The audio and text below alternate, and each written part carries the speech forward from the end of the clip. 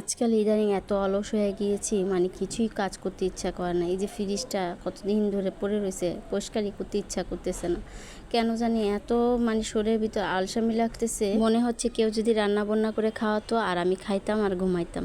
যাই হোক, আজকে তো ফ্রিজ থেকে একটা জিনিস বের করেছি। জানি এই জিনিসটা অনেকে পছন্দ করে না, কিন্তু আমাদের কাছে অনেক বেশি ভালো লাগে। গতকাল রাতে এই চামড়াগুলো নিয়ে আসছিলাম, তো নিয়ে এসে পরিষ্কার করে অর্ধেক রেখে দিয়েছি, আর সকালে উঠে অর্ধেক পরিষ্কার করে ছোট করে কুটে এখন ভালো করে সুন্দর করে ধুয়ে নিচ্ছি।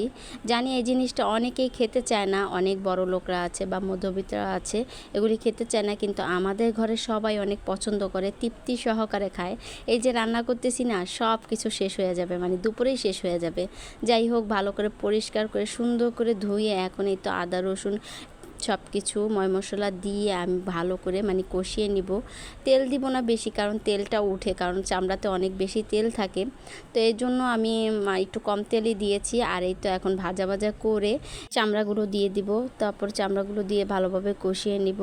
তো অনেকক্ষণ টাইম লেগেছে এগুলি বাছাবাছি করতে, আমাকে কেউ হেল্পও করে নাই। কি আর বলবো, মানে এত মানে কষ্ট হয়েছে এই চামড়াগুলো বাছতে, কিন্তু খাবারের টাইমে সবাই নিমেষে শেষ করে ফেলছে।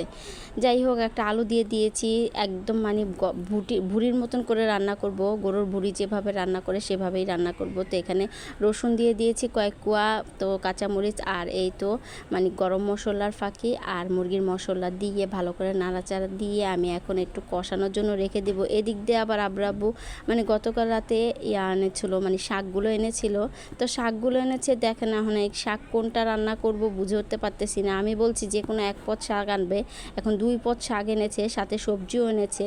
যাই হোক, আজকে লাল শাকটা রান্না করি। লাল শাকটা একদম রেখে দিয়েছি, যেহেতু গতকাল রাত্রে এনেছে, রেখে দিয়েছিলাম। তো একটু একটু পচে যাচ্ছে, তো তাড়াতাড়ি করে লাল শাকগুলোই রান্না করব। আবার টাটকাও ছিল, ডাঁটা শাকগুলো বেছে রেখে দিব। তো এই তো এখানে লাল শাকগুলো খুব সুন্দর করে বেছে নিচ্ছি। আর এদিক দিয়ে আমার মানে চামড়াটা কষানো হয়ে গিয়েছে, দেখুন অনেকটাই তেল উঠে গিয়েছে, একদম ভুড়ির মতন করে রান্না করব। আমার আম্মার ছোটোকালে সবসময় শক্ত মুরগিগুলোর চামড়াগুলো না বিক্রি করে পাওয়া যায়, ওগুলি নিয়ে এসে একদম ভুড়ির মতন করে ভাজা ভাজা করে গরম ভাত দিয়ে খাওয়া তো এত ভালো লাগতো, মানে কি বলবো, মানে তখনও এত মজা হতো। কিন্তু এখন তো আমি একটু ঝোল ঝোল রাখি, আব্বু ঝোল পছন্দ করে, আমার ছোট বোন, আমিও একটু ঝোল পছন্দ করি, তাই হালকা পাতলা ঝোল রাখি। আর ওই পাশে এই তো আমি শাকটাও রান্না করে ফেললাম। আর এই তো এখন আমার মানে রান্নাটাও হয়ে গেছে, একটু জিরা ফাঁকি দিয়ে দিব। ঘ্রাণ আসছিল অনেক সুন্দর, মানে এত সুন্দর ঘ্রাণ আসতেছিল কি বলবো, মানে মনে হচ্ছে তখনই খেয়ে ফেলি। আর দেখুন কি লোভনীয় কালার চলে আসছে। যাই হোক, আব্বু আর আমি নিজে খেতে বসলাম, আজকে দুজনে একসাথেই খেতে বসছি। প্রথমে আমি লাল শাক দিয়ে খেয়ে নিয়েছি, তারপরে এই তো আমি মানে চামড়াগুলো নিয়েছি। দেখেন কটুক রান্না করেছি আর কটুক হয়ে গিয়েছে, আব্বুই অর্ধেক খেয়ে ফেলেছে, উনি কিন্তু পাশে খাচ্ছে আর এখন আমি খেয়ে নিচ্ছি। এতটা মজা হয়েছে কি বলবো, আমি খাওয়ার সময় তো অর্ধেক আমিই খেয়ে ফেলেছি। যাই হোক, ভিডিওটা কার কাছে কেমন লেগেছে জানাবেন, ভালো লাগলে একটা শেয়ার করে দিবেন। আজকে এই পর্যন্ত, দেখা হবে অন্য ভিডিওতে।